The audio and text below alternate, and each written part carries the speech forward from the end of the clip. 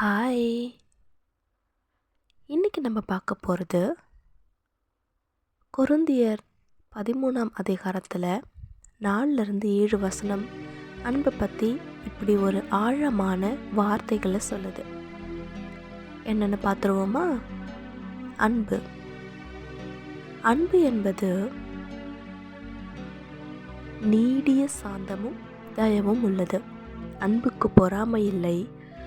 அன்பு தன்னை புகழாது, இருமாப்பாய் இராது, அயோக்கியத்தனமானதை செய்யாது, தற்பொழிவை நாடாது, சினமடையாது, தீங்கு நினையாது, அநியாயத்தில் சந்தோஷப்படாமல் சத்தியத்தில் சந்தோஷப்படும், சகலத்தையும் தாங்கும், சகலத்தையும் விசுவாசிக்கும், சகலத்தையும் நம்பும்.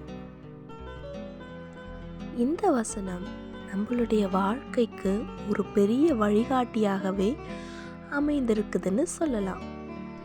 இதில் அன்புடைய குணாதிசயங்கள் எல்லாமே அவ்வளோ அருமையாக சொல்லியிருக்காங்க. அன்பு இருந்துச்சு அப்படின்னா அது எப்படி நம்மளை பொறுமையாக மாற்றும், தயையாக மாற்றும், பொறாமையற்ற தன்மையாக நம்மளை இருக்க செய்யும், இருமாப்பற்ற இயல்புள்ள குணங்களாக நம்மளை மாற செய்யும். இப்படி ஏகப்பட்ட வழிகாட்டியான நிறைய விஷயங்கள் இந்த அன்பு அப்படிங்கிற ஒற்றை சொல்லில் அடங்கியிருக்கு. அப்படின்னா அது எவ்வளோ பெரிய அற்புதம் இல்லை? நம்மள எத்தனை பேர் இந்த வார்த்தையோட அர்த்தத்தை கவனிச்சிருக்கோம்? இந்த வார்த்தையோட அர்த்தத்தின்படி வாழ்ந்திருக்கோம்? கொஞ்சம் யோசித்து பார்க்கலாமா? அதுக்கு முன்னாடி ஒரு குட்டி ஸ்டோரி உங்களுக்காக சொல்ல போகிறேன்.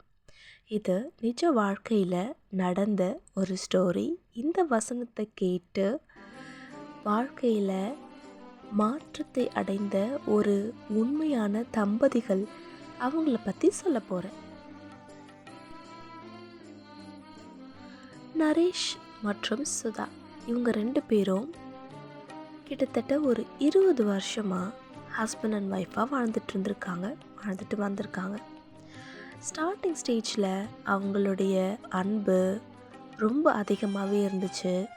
அவங்களுடைய வாழ்க்கையில் புரிதல், விட்டு கொடுத்தல், இது எல்லாமே நல்லா போயிட்டு இருந்துச்சு.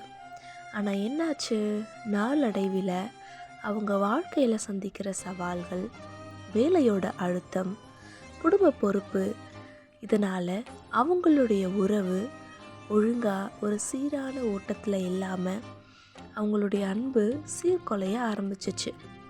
இதனால் தேவையில்லாத கோபம், 2 பேருக்கு இடையில் சண்டை, விமர்சனம், இப்படி ஒருவருக்கொருவர் ரொம்ப குறைகளையே அதிகமாக பார்க்க ஆரம்பிச்சிருக்காங்க. இதனால் அவங்க மனநிலைமையில் ஒரு மாறுதல் ஏற்பட்டு அவங்களுடைய உறவில் ஒரு வெறுப்பும் தொந்தரவும் ரொம்ப அதிகமாக இருக்குது.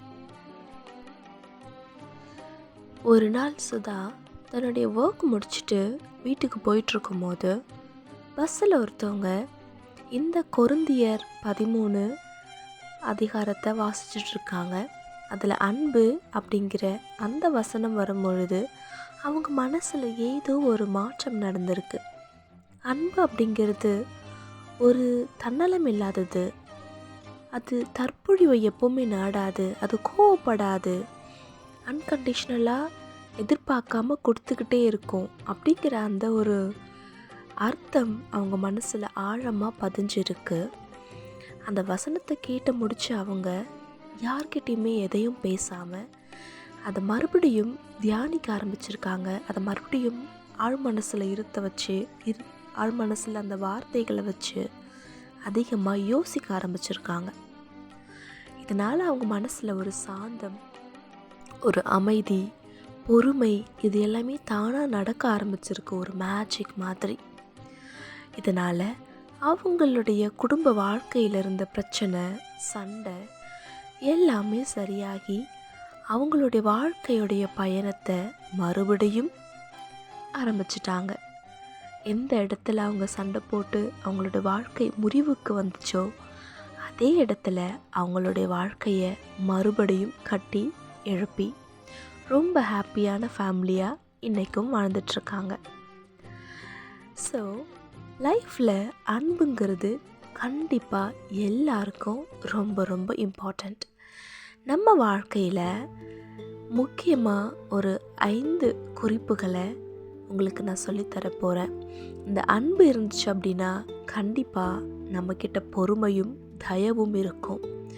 2வது, இந்த அன்புனால நம்ம ஒருபோதும் மற்றவங்களுக்கு தீங்கு நினைக்கவே மாட்டோம். ஏன்னா அன்பு இருக்கிற இடத்துல தீங்கான எண்ணத்துக்கு இடமே இருக்காது.